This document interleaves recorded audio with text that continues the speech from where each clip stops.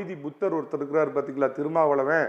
அவரோட வேலை என்னன்னா அடுத்தவங்க வீட்டு பாத்ரூம் எட்டி பார்க்கறது. இவர் வேலையை பார்க்க சொல்லுங்கம்மா. இவர் ஏமா பக்கத்து வீட்டை எட்டி எட்டி பார்க்குறாரு? நாகரிகமான சொல்லாடல்களை ஒரு பொது அவையில் பயன்படுத்தினால் நன்றாக இருக்கும்னு நினைக்கிறேன். எழுச்சி தமிழர் முனைவர் திருமாவளவன் அவர்களை குறித்து பேசுகின்ற பொழுது இந்த கண்ணியக்குறைவான ஒரு வார்த்தையை பயன்படுத்தினார். அவர் அதை திரும்ப பெற்றுக்கொள்வார் என்று நம்புகிறேன். திரும்ப பெற்றுக்கொள்ள வேண்டும் என்று வலியுறுத்துகிறேன். இல்லை, அதே கருத்தில் தான் அவர் தொடர்வார் என்று சொன்னால் என்னுடைய வன்மையான கண்டனங்களை நான் இந்த அவையில் பதிவு செய்ய விரும்புகிறேன். அது என்ன வாதம்? அடுத்த வீட்டு பாத்ரூமை எட்டி பார்க்குறாருன்னு.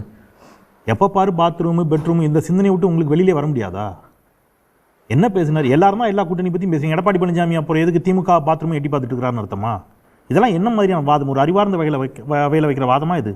ஸோ ஒன் திங், தன் தலைமையில் வலுவான கூட்டணினா நான் நிச்சயமாக சொல்கிறேம்மா, அவர் அதிமுக பாஜக கூட்டணிக்கு வருவதற்கான வாய்ப்பு 1% தாம்மா. தன் தலைமையில் ஒரு வலுவான கூட்டணினா இங்கே தான் இருக்குது விஷயமே. காங்கிரஸ் கட்சிக்கும் அவருக்கும் நல்ல நெருங்கிய தொடர்பு உண்டு. மத ரீதியாக பார்த்தீங்கன்னாலும் அவங்களுக்குள்ள ஒரு பந்தம் உண்டு. திமுக கூட்டணியிலிருந்து காங்கிரஸ் கட்சியை கழட்டுவார்.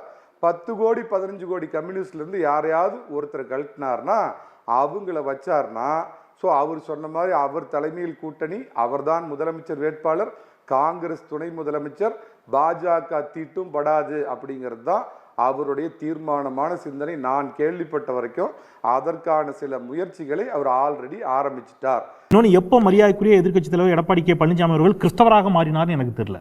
நான் இன்னி வரைக்கும் அவரை ஹிந்து நம்பிட்டு இருக்கிறேன். இப்போ தான் சேலம் மணிகண்டன் சொல்லும்போது சொன்னார், நீங்கள் கவனிச்சிங்களான்னு தெரியல, அவர் ஃப்ளோவில் எடப்பாடி பழனிசாமி கிறிஸ்தவராக மாறினார்னு சொன்னார். அப்படியா சொன்னார்? நீங்க கவனிக்கலையா? ஏன்னா விஜய கூட்டணி கலைச்சார்ல, இவருக்கு காதுல வண்டு சுத்துதா? இல்ல வண்டு எல்லாம் உங்க காதுல என்னெல்லாம் குத்திருக்கு நான் சொல்றேன். மணிகண்டன் கொஞ்சம் அமைதியா கேளுங்க. அமைதியா கேளுங்க மிஸ்டர் மணிகண்டன். நாகரிக உரையாடல தொடருங்க. நாகரிக உரையாடல சொல்றீங்க.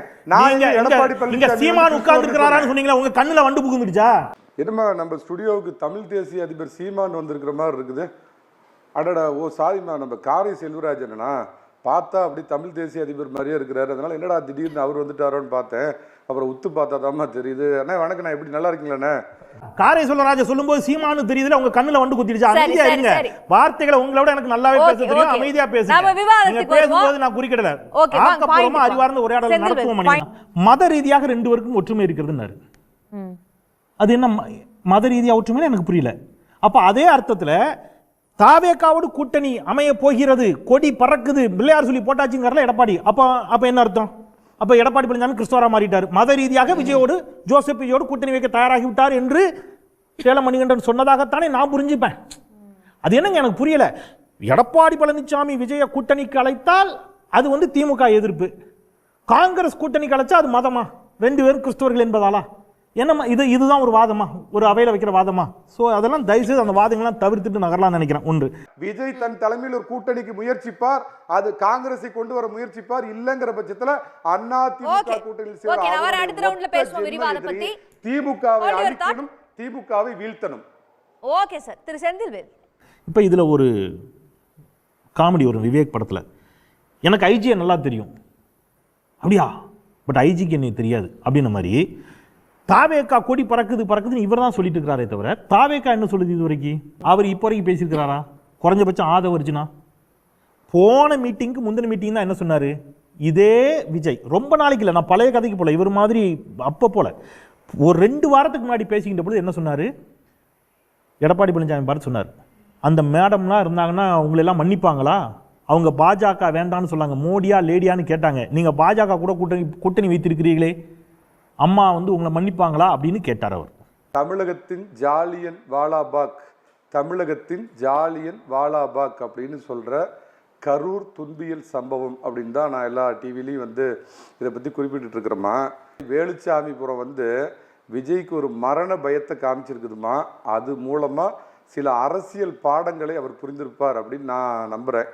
அதில் என்ன அப்படின்னு கேட்டிங்கன்னா, ஆளுங்கட்சினா என்ன, அதோட பவர் என்ன, அதுவும் திமுக ஆளுங்கட்சியாக இருந்தால் எம்ஜிஆருக்கே இவங்க வேப்பலை அடித்தவங்க, தண்ணி காமிச்சவங்க அப்படிங்கிறத புரிஞ்சிருப்பார்.